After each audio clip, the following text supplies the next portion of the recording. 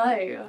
Today I have probably the most classic sentro knitting machine tutorial there is. I feel like on TikTok the main thing I see people make with a knitting machine is this kind of jumper, sweater kind of thing, and I'm just going to show you how I make it. So you'll need a knitting machine, or you can do it by hand. Just take the same measurements and apply it to hand crocheting or hand knitting.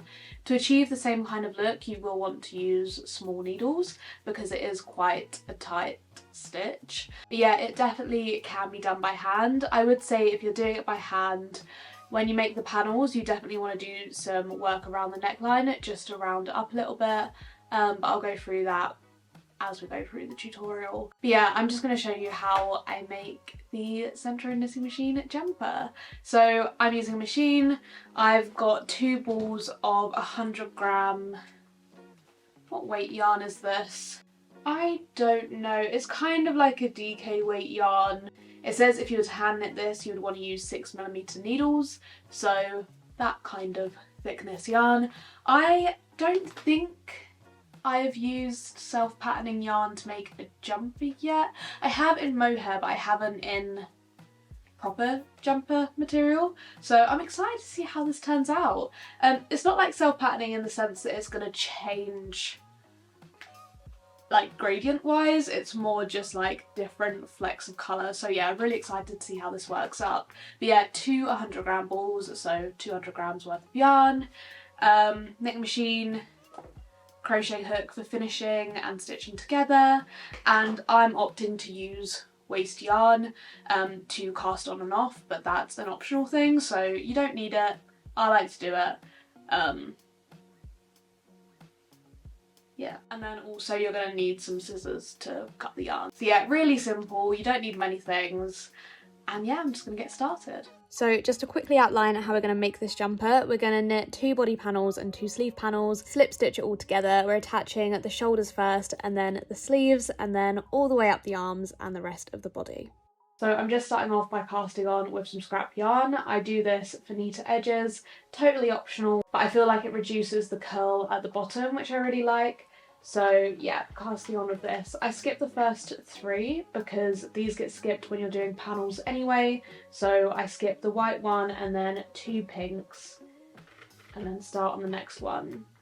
And then to cast on, you just want to weave in and out of the pegs.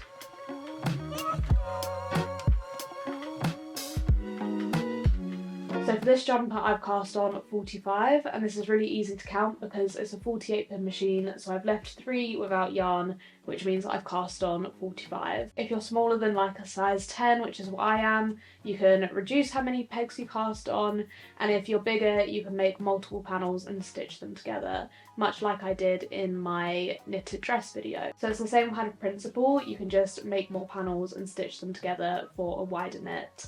But now that I've cast on, I'm just going to knit a few rows of scrap yarn and then change to my yarn that I'm actually going to be working with. So to knit, you just crank the handle, and you want to go slowly for the first few rounds just to make sure everything's picking up and you're not skipping any stitches. This is also why I like to cast on with scrap yarn, because if I skip any stitches or make any mistakes, then that doesn't come through to my final work. When I'm switching to the yarn I'm actually going to be working with, I ball up some and put it in the middle, and then I go back with this at the end to secure the edge when I take the scrap yarn out. So this isn't relevant right now, but just, yeah, you're going to want to ball some up. If you're using scrap yarn, you're going to want some excess to go back along and crochet your edge with.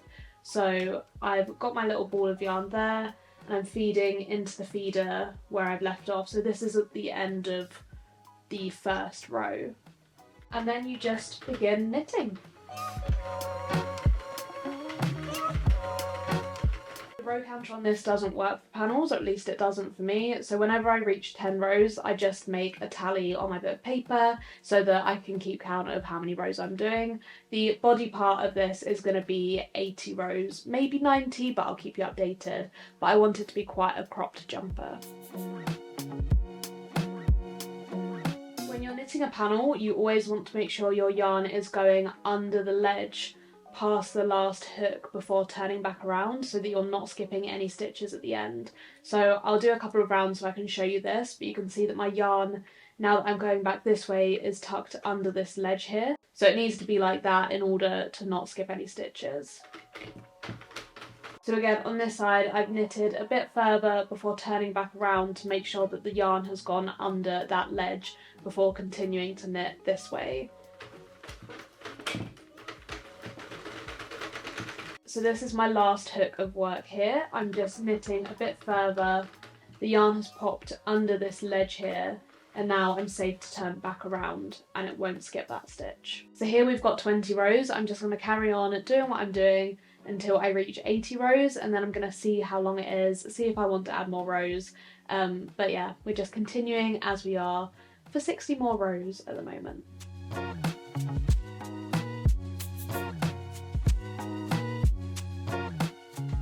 So I've actually ended up doing just 70 rows because it feels like it's at the right length already. So I normally, because I've made quite a few of these jumpers now, I just kind of pull it to see what kind of a length it's at, and I'm normally quite good at telling what that'll look like on my body. So yeah, this is just 70 rows worth of knitting. I'm now going to cast off using more scrap yarn. So what I'm going to do, much like at the beginning, is just ball up some of this yarn so that when I take out the scrap yarn I can secure the edge properly. So I just want to leave some spare of this yarn, cut it off, and then yeah, ball it up.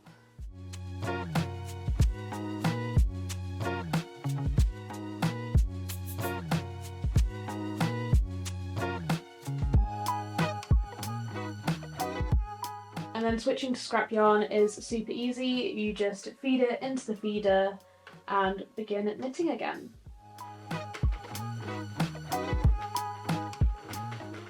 So now that I've done a few rows of scrap yarn, I'm just going to wind the handle until the yarn all falls away from the machine. So that normally happens after you wind it twice. So that is one panel done for now. It was 45 across and 70 down in the end, and now I just need to repeat that because this is just either the front or back panel and I need to make the matching front or back panel, and then after that we'll move on to the sleeves. But yeah, I'm just going to make an identical panel to this one.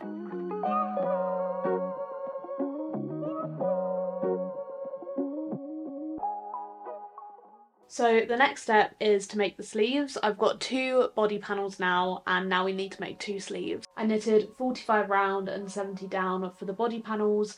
I'm now going to knit 43 round and about 100 for the arms. The whole process is just the same but different measurements. So the next step is to secure all the edges where there's scrap yarn. So I've already done it to a couple of the edges and it ends up just looking like this, a lot neater than just casting on and off with your normal yarn.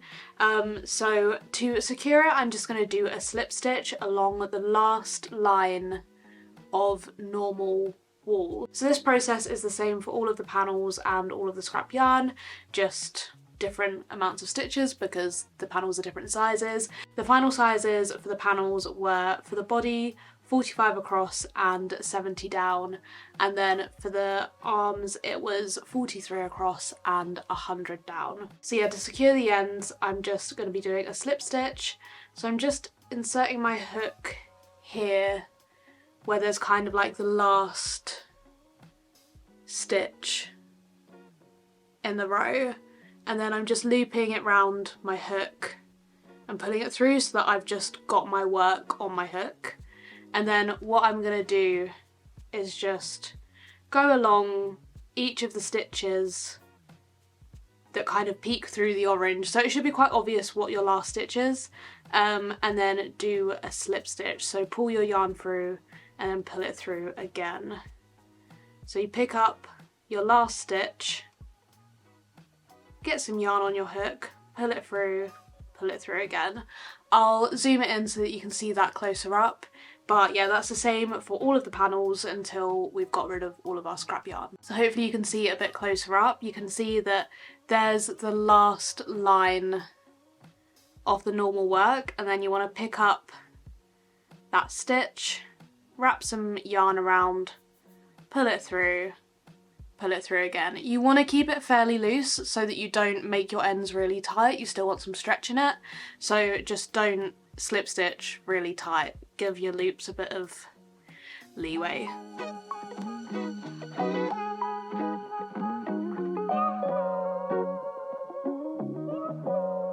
Now that all my ends are secured with slip stitches, I'm just gonna unravel the scrap yarn, and this is literally how you just remove it. You just unravel the scrap yarn that you knitted.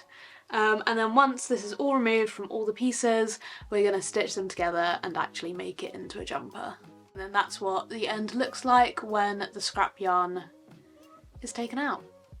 So now that all the ends are secured, it's time to stitch it all together to make the jumper. So I've laid everything facing down, so the actual knit side with the proper knit is facing down, and we're going to work inside out. So the first things we want to attach are the shoulders, then we're going to attach the arms, and then we're going to just sew everything else together. So to attach the shoulders, bring them together like this. I'll move the arms out of the way. And we're gonna slip stitch the shoulders together. So the stitch that I was doing to secure the edges, we're just gonna do that to then sew the panels together. I tend to do about 8 or 10 stitches, and I can tell you how many inches that is when I've done it. But yeah, that's how much I tend to do. I normally do it, try it on, see if it fits over my head. I like it to be quite tight at the neck, but yeah, obviously not too tight that I can't get over my head. So yeah, time to stitch them together. I've still got excess yarn which I kept when I slip stitched the edges, so I'm just going to use that to stitch the shoulder together. So I'm just poking my needle hook thing through the first slip stitch on the panel, and then I'm finding the first slip stitch on the other side, which is this one, and poking my hook through there as well, and then pulling some yarn through, and now I've got a loop on my hook. I'm just going to chain one because that doesn't feel very secure as it is, so I just like to make it a bit more secure. And then we're going to poke through the next slip stitch, so it should look like a little V on your hook, and then we're going to poke through the next slip stitch on the other side, wrap some yarn around, pull it through, and then pull it through the loop on your hook. So I'm just going to do that again. We're going to poke through one slip stitch, poke through another slip stitch, pull the yarn through, pull it through, and then pull it through again.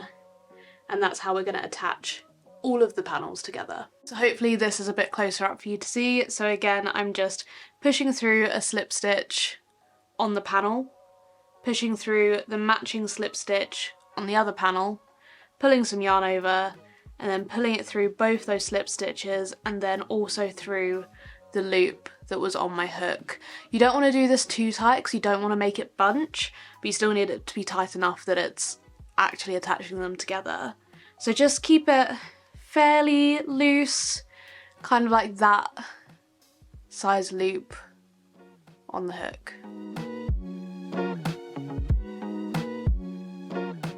So once you've done your slip stitches to attach the panels, to finish off the slip stitch you just want to pull another chain onto your hook, and then you can pull the yarn through here to secure it, but I decided to do one more and then pull it through to create a knot.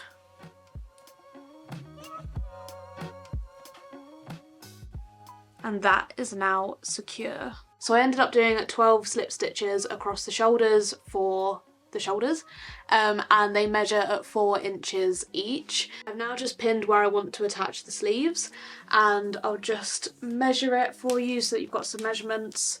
The sleeves where I've attached them are about stretched, they're about 18, unstretched about 16 inches, and then I've left about 6 inches for the bottom of the jumper. So keep those measurements kind of in mind, but what I basically do is I stretch the sleeves out, pin them, and then attach them. You want to stretch them so that they are big enough to go round your armpits. I've made the mistake of not stretching them out before, and I've made the armholes way too small. So yeah, I would always just stretch them out first and make sure they're going to be big enough. If you want to check as well, just measure around your shoulder, armpit kind of area and make sure that the stretch fits that, if that makes sense. So now I'm just going to slip stitch all the way along here to attach the sleeves, and then once I've attached the sleeves I'm going to slip stitch all the way up the inside of the sleeve and then all the way down the bottom, but we will get to that.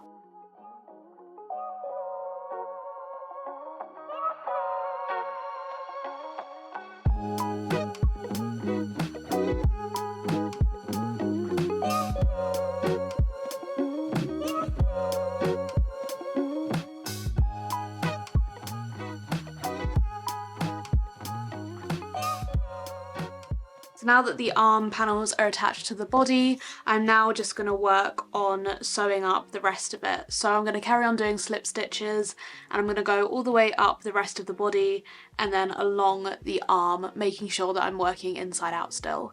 And then when that's all done, I'm going to turn it the right way round, and it could potentially be done if you want to leave it like that, but I am going to add a row of double crochet around the neck, and I might also do the same to the bottom and the end of the sleeves, but I'm going to see how it is when I turn it the right way round. On most of my ends I still have lots of excess yarn from where I cast off, so I just start by using that, and then if I run out I just tie more yarn onto it, but that's why I'm not attaching any yarn for sewing it up, because I already have yarn technically attached, but you can just tie on yarn or make a slip knot and tie on yarn that way, but yeah, my yarn is already attached because it's still the excess that was left when I took off the scrap yarn.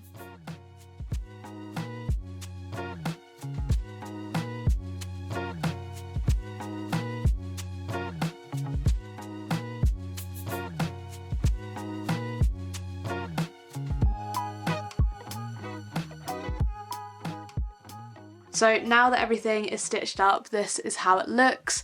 You could definitely leave it here if you like the look of the rolled knit, but I want to add a line of double crochet around the neck, round the end of the arms, and then also round the bottom. So I'll quickly show you how to do a double crochet, but yeah, we're just doing that around all of the openings just to finish them off a little bit more nicely. So get a slip knot on your hook and then attach it to the neckline. I'm going to attach it at one of the shoulder seams or just behind. What I'm doing is poking my hook through, grabbing some yarn, pulling that through, pulling some yarn over and pulling it through both my slip knot and the new loop, and then just tightening that up. I'm then chaining up 2. And then I'm going to start doing my double crochet. So I'm wrapping my yarn over, pushing through the next gap, pulling some yarn through, pulling some more yarn over the hook before pulling through 2 loops, yarn over the hook, pull through 2 loops. So again, that's pulling the yarn over the hook, pushing through a gap. It should look like a V on your hook because that's where we did the slip stitches, pull some yarn through, pull some more yarn over the hook, pull through 2 loops, yarn over the hook, pull through 2 loops. So I'll just show it a couple more times closer up. So I'm pulling the yarn over the hook, pushing through a gap, pulling yarn through, pulling more yarn over the hook, pulling through 2 loops, yarn over the hook, pull through 2 loops. So we're just doing that all the way around the neckline just to finish it off a little nicer.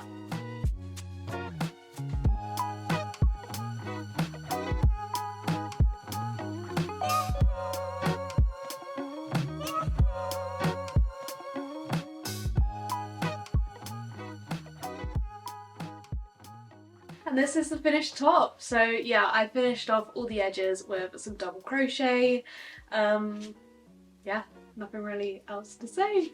I really like how it's turned out. I really like this wool as well. I definitely used more than I thought I would. I thought I'd only need 2 because that's normally how many I use when I work with DK weight yarn, but this is definitely chunky and I didn't realise until I'd started working with it, and I was like, yeah, this is chunky yarn. So yeah, I ended up using 4 balls, which was 400 grams of chunky wool. So just a heads up, but I will put that at the beginning of the video as well, because I realised it'd be really annoying to make it all the way to the end and then be told that. So I'll put it at the beginning too. But yeah, oh, I love it. I love it. So yeah, that's the tutorial. I'll be back again soon.